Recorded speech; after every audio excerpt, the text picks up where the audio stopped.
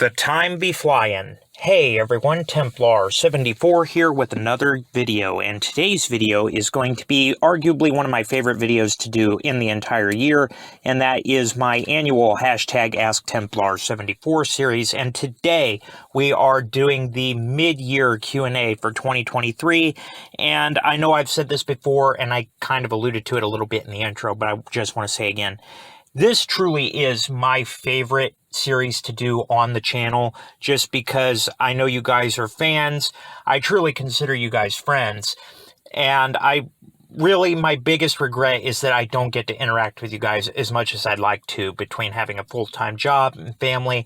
It's disappointing, it's sad, to me especially, but this is one of my favorite videos just because I get to interact with all you guys, and I know I'm rambling and I say that every time, but I truly do mean it. So with all of that being said, everybody, you guys left questions on the Q&A announcement, and I am here today to answer them. Again, like always, these are in no particular order. I'm just going through them as I see them. So at risk of further rambling, let's get started. First off, we have Grenade Man 1, and your three questions start with 1. On a scale of 1 to 100, what are my thoughts on Pokemon Horizon?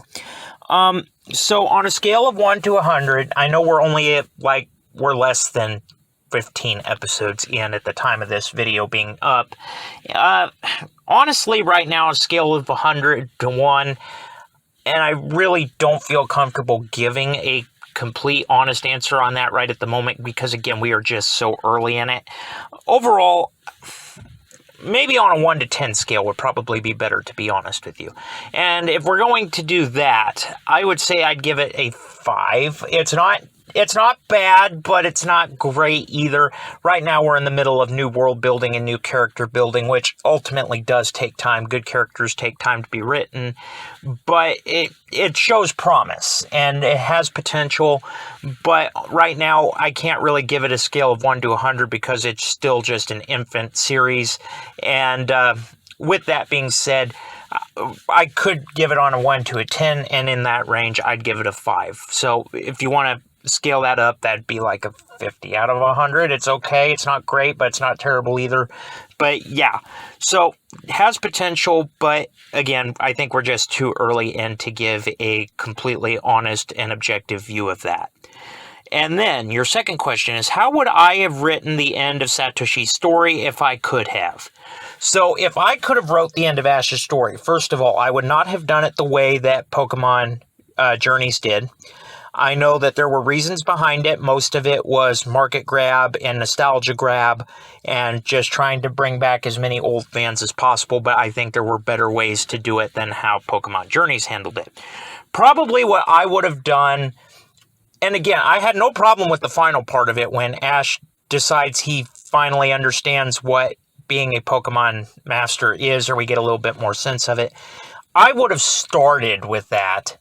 And if I'm working within an arc like they did in the actual timeline, we would have gotten that emphasis a lot earlier on, and we would have seen Ash pretty much be brought to the end of his journey as the world champion. We would see probably a celebration with him and his friends, and probably within 2 or 3 episodes realize what Pokemon Master kind of means to Ash.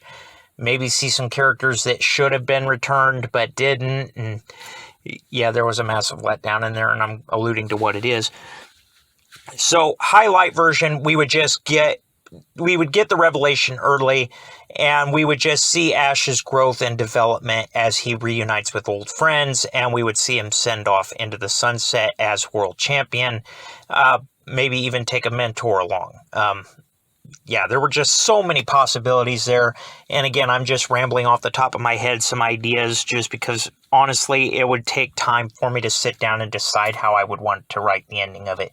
Maybe I might do that one of these days when I'm not busy writing fan fictions or working or anything like that. I might go ahead and just go into more detail of how I would do it and post it. And yeah, that's actually a pretty great idea, Grenade Man. You're giving me brain ideas right now as we sit. So yeah, look forward to that. And like I said, I'm sorry that I'm kind of tiptoeing around the question a little bit. It's just I honestly couldn't give you a good answer right off the top of my head. And then your third question is the best written character in any form of IP. Ho, ho, ho, ho. That's going to be hard. Just because there are so many great written characters, so many that could have been written better. And I know you've basically given me a wide range of any form, and that makes it even more difficult because there are so many good ones. I know I'm Grenade Man. For some reason, I am just tiptoeing around your questions. They're good questions, and I really, honestly, I never really sat down to think about who would have been the best written character, in my opinion. I would have to say, out of series that I've watched, right off the top of my head, that everybody would probably get, I would say that one of the best written characters I've seen as far as growth and development and coming full circle would probably have to be Little Yugi in Yu-Gi-Oh! We see him at the beginning, we see him grow throughout the end, and by the end of the journey, he is ready to take it all on his own. He says goodbye to his partner, the Pharaoh, literally a part of him, and thanks to Dark Side of Dimensions, we see a little bit more of him. I think that he was probably one of the best written characters that I've seen right off the top of my head. Again, there are so many that I want to name, but I still would have to go back to Yugi as just the more rounded one. But anyway, Grenade Man, those are your questions. I hope I answered them. Again, I tiptoed around some of them, but they were just really good questions. So thank you for that, Grenade Man. As always, you rock, and we'll talk to you soon. All right, Minor Mole, next up. Now, your first one is favorite anime I don't talk about on the channel right now. And I've got several of them, but right now the one at the top of my head is Spy Times Family. That one is really, really good. I've really been enjoying it, and I've wanted to give thoughts about it for so long, but I've just kind of debated it because I've seen a lot of mixed reactions in the YouTube community and the Twitter community, so I kind of haven't, but I really do enjoy that series. It makes me laugh, it makes me go, what the hell, and all that good stuff. So, Minor Mole, if you were to ask me that would be my answer, is Spy Times Family. Favorite anime that I don't talk about regularly on the channel. Your second question is, will Horizons end up better or worse than Journeys? In my opinion, I know I've been positive about it so far, and yeah. So, here's a little bit into what Grenade Man said. I think right now we're still a little bit too early to give full thoughts on how Horizons is right at the moment. Right now I think it's in the middle of world building, which is completely fine. We're introduced to new characters. It took 20 years for us to get Ash built up to his crescendo, but hopefully it doesn't take nearly that long. So far, I can't say that I've got a problem with how it's being written or how it's pacing. It's got potential.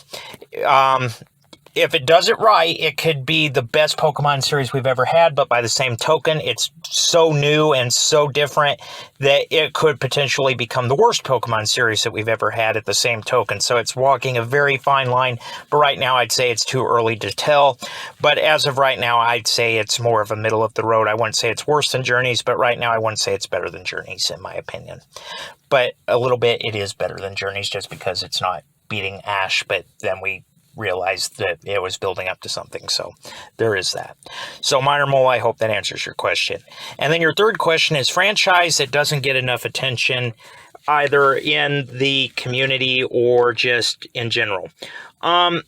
So one that I wish got more attention than it does. I know Ink Tank on YouTube is really good about giving it some love, but I was really a big fan of the Ben 10 franchise, and I know people are going to be shocked to hear that. But Alien Force, Ultimate Alien were really good. I was pretty much the franchise up until its 2016 reboot really deserves some love. It was really well done.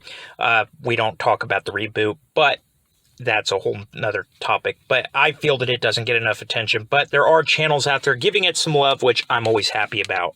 So anyway, Minor Mole, those are your questions. I hope I answered them. And again, thank you so much for submitting those questions. You rock, and we'll talk to you all later. All right, next up we have Jethawk, and your 3 questions, Jethawk, was number 1, have I heard about Pokemon fusions? This is where people take one Pokemon, fuse it to another. It's literally Pokemon fusions. And yes, I have heard of them. My significant other has been playing videos on YouTube where they are showing these Pokemon fusions in the game and just what they can do. So yes, I am familiar with the concept, haven't done it myself, but yes, I am familiar with them. I have heard about them, and some of them actually look pretty badass, not gonna lie. And there are some combinations that, in theory, you would never think about, but as soon as they actually do them and you see them, you're like, oh, okay, maybe that's, I was wrong for not even thinking that. How did I not think about that?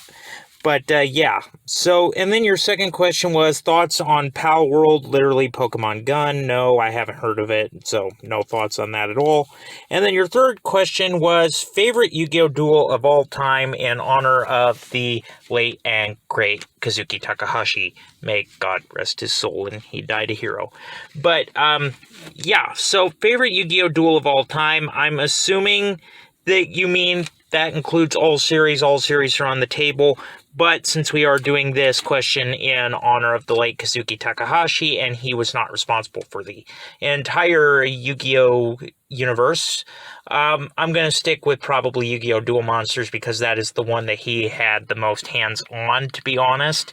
And if we're going by that, and even if it's not my favorite of all time still, when you throw all the other series in, it's still pretty dang high on the list. And that's got to go to Yugi versus Kaiba Battle City, the semifinals. And I know that that one gets a lot of hype and some people call it overrated, but I'm not in that category. I think that that was peak Yu-Gi-Oh!